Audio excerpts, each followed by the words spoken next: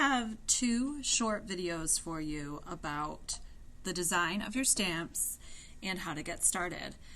So I'm going to be looking over your designs, and I wanted to show you a few examples. These are all examples up here that I'm going to press into the clay for you, and also what I would like you to think about when you are designing. So one comment that I will probably make to many people is to change the overall shape of your stamp or make your design go to the edges, and this is what I mean. So I'm going to use the example of a leaf, and I'll show you a student example too. Let's say you wanted to make a design on your stamp that uses a leaf. So let me zoom in for you on this little sketch. So let's say I think, okay, I might make a square stamp and I might make a little leaf inside of it. Perhaps it'll have some lines. Okay, that's a good start. What I would suggest most often for most students is to change the shape of your stamp to use up more of the space of the stamp head, and that's the part that touches the clay.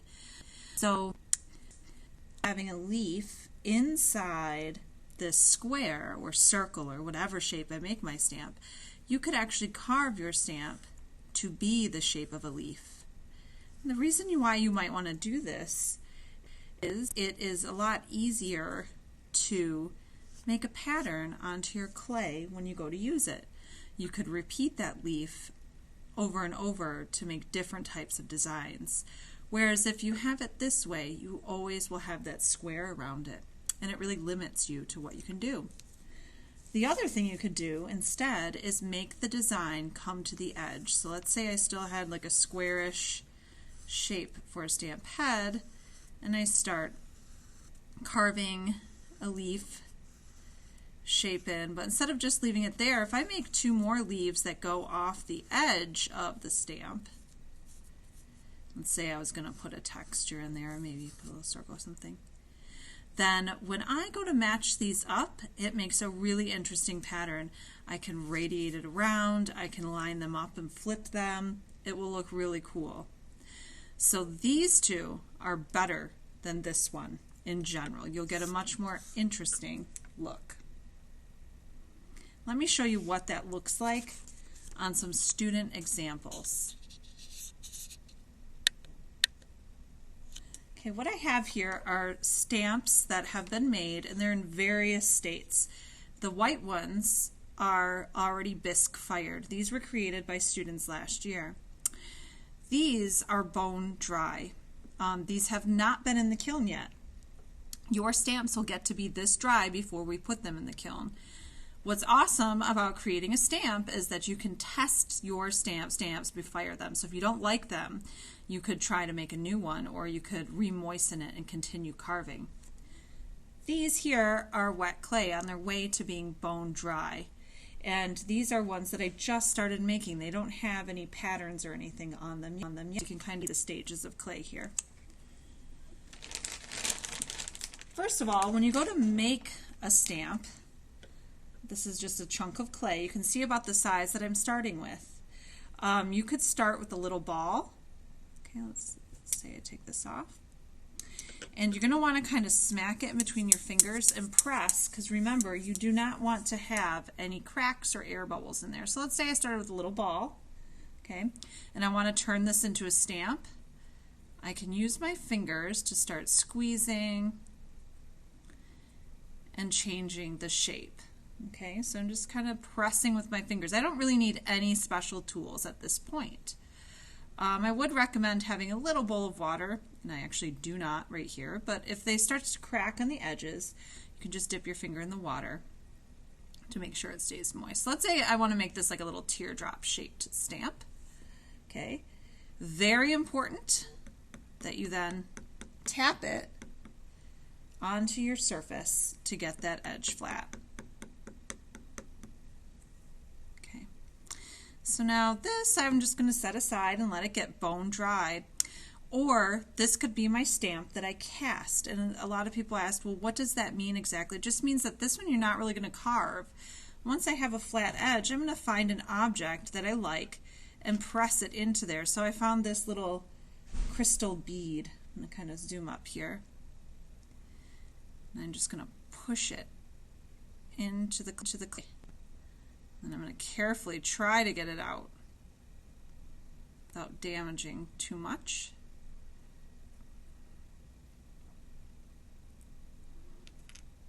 Okay. Now I have a stamp. And I'm going to let this get leather hard, and I can clean up the edges and chunks of clay there a little bit. So this would be a casted stamp. Okay, so next I'm going to show you some past student stamps, how that relates to your design, and what works well or doesn't. This is going to be a little bit hard to see on this camera, but this is a little Bisque fired stamp from a student last year. You can see how small it is. And if I press this into the clay, you might be able to see that tiny little leaf there. It's a really cute little leaf. But there's also this oval around it. So if I try to make a pattern with this little leaf, it's actually quite hard to do because the overall shape of the stamp is overpowering it. My suggestion would be to make that leaf a lot bigger, or to make the actual stamp that shape. The same goes for, let me find, I have a heart here. Okay, a student did a heart. So if I press this stamp in, I'm going to press a little bit harder. You can see that there's a heart there, but we have all this empty space around it. So it's actually really hard to see the heart itself. It's too small for the stamp. Now here's some stamps that are also hearts that did this a little bit better because they made the stamp smaller. So here's another heart stamp. You can see that the heart stands out a lot more. And you still see the circle around it.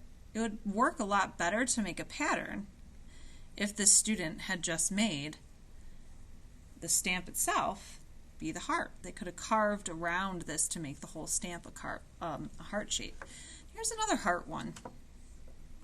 Okay, so let's look at what that one looks like. Just a little tiny heart. Okay, it's really cute. But again, you might want to make it fill up the space a little bit more, so when you go to repeat this, you can make a pattern. Other stamps that work really well are stamps that have an overall pattern that connects from edge to edge. I'm going to flip this clay over so you can see what I'm talking about. Eventually we're going to make a pattern on a piece of putty with our stamps. I'm just going to kind of smooth this side of the slab so I can show you some more examples. Alright, here is a little spiral. Hard to see in this light, but let me press it in. The spiral takes up the whole space, so it's really nice and easy to make a cool pattern with this. This student made a design that goes from edge to edge. I'm going to show you what that means. So when I press it in, it's an X. We don't see the edge at all. We just see the X shape, which is really cool because then I can flip it and I can make this X connect. Could go around the edge of a pot, a cup, a bowl. It could go from side to side. But that gives you a lot more options for making a pattern. Similar with this one. Now this is actually not fired yet. So this is something you could test out before we fire them. Okay, so this one makes an all-over pattern. So it's very easy to connect and line up. Okay, so could also kind of flip it the other way. Okay.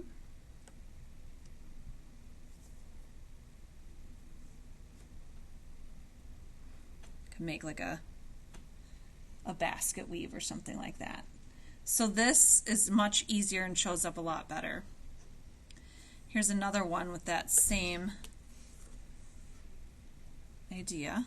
Okay, so it just has some simple lines on it, kind of like radiating lines. They go out like that, and what's cool is if I flip it the other way, they could connect this way.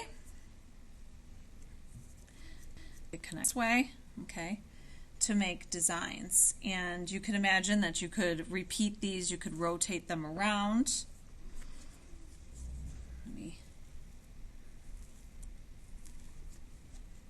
So for example,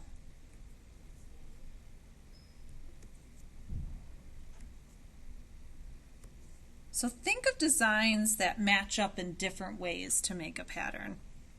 It can take something that's really simple and make it super interesting just by how you could line it up. The other thing to consider is if you have other little shapes. Here is a signature stamp from a student last year. And I will demonstrate in a separate video how to transfer your design. So this little signature stamp is something you would sign pots with, and it says EW. What she did is she made a little heart that she scored and slipped onto the edge, so like she could also take that little heart. Oops, let me see if I can push this down and make other little impressions with that heart. So there's multiple uses. The same with this student, made these lines that connect, pretty cool. Also on this side is like a vine.